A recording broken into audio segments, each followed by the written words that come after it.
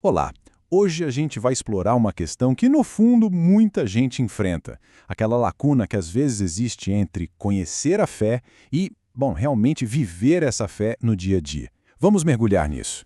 Essa frase é forte, né? Ela resume uma contradição que é muito real. É perfeitamente possível ter todo o conhecimento, seguir todos os rituais e ainda assim sentir que, na prática, algo essencial está faltando. Então, a grande pergunta que fica é essa: qual é a peça que falta nesse quebra-cabeça? O problema, ao que tudo indica, não está no que se sabe, mas em como se vive. Para a gente achar a resposta, primeiro precisamos entender qual é o objetivo. O que realmente significa quando se diz que a fé de alguém se tornou visível? O que é, de fato, viver Cristo? A base para essa ideia toda vem de palavras como essas, do apóstolo Paulo. Veja bem, ele não disse, eu acredito em Cristo. Ele foi além. Ele disse, para mim, o viver é Cristo. Isso sugere algo muito mais profundo, quase uma fusão entre a crença e a própria existência. Explicando de um jeito bem simples, é quando as próprias ações, as reações, o jeito de levar a vida, tudo isso se torna um espelho de quem habita no interior. A fé simplesmente deixa de ser um conceito abstrato e passa a ser algo que pode literalmente ser visto no outro. E isso aparece em momentos muito práticos, sabe? É naquela resposta calma, bem no meio de uma provocação. Naquela ajuda que é oferecida sem ninguém estar olhando, sem buscar aplauso. Na decisão de fazer o que é certo, mesmo sabendo que o custo vai ser alto. É exatamente aí que Cristo é visto. Ok, mas se o ideal é tão claro, por que é tão difícil chegar lá? Vamos dar uma olhada agora em 4 obstáculos bem comuns que acabam impedindo essa expressão da fé. O primeiro, e talvez o maior de todos, é o egocentrismo. Quando a vida é toda controlada pelo eu, o foco vai estar sempre no conforto pessoal, nos desejos próprios. E nesse cenário simplesmente não sobra espaço para que outra pessoa apareça. O palco, entende? Já está ocupado. O segundo grande obstáculo é o medo do custo, porque viver a fé muitas vezes vai exigir sacrifício, vai exigir encarar situações desconfortáveis ou defender princípios que não são nada populares. Muita gente trava bem aqui, quer os benefícios, mas sem nenhum dos desafios.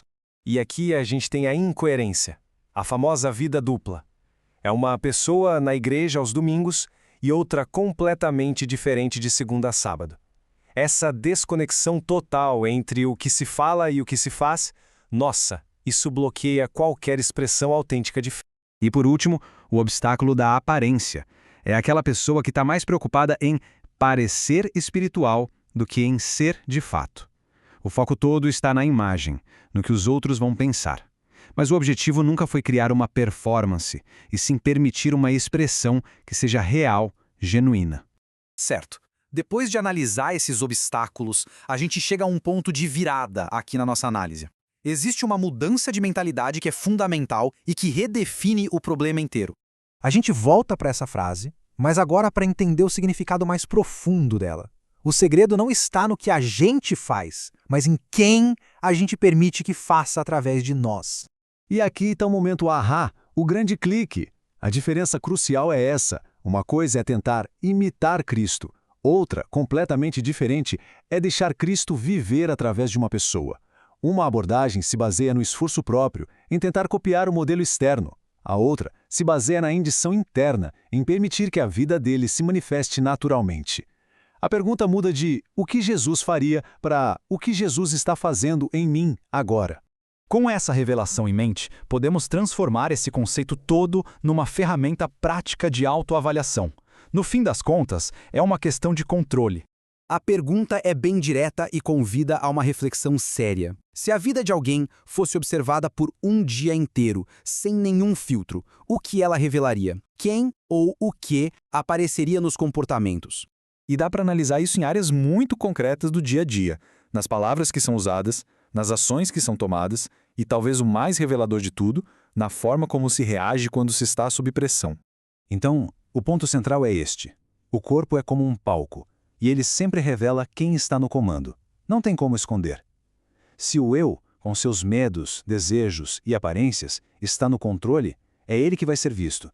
Mas, se o controle for entregue a Cristo, é ele quem vai aparecer. E para a gente fechar, fica essa reflexão final.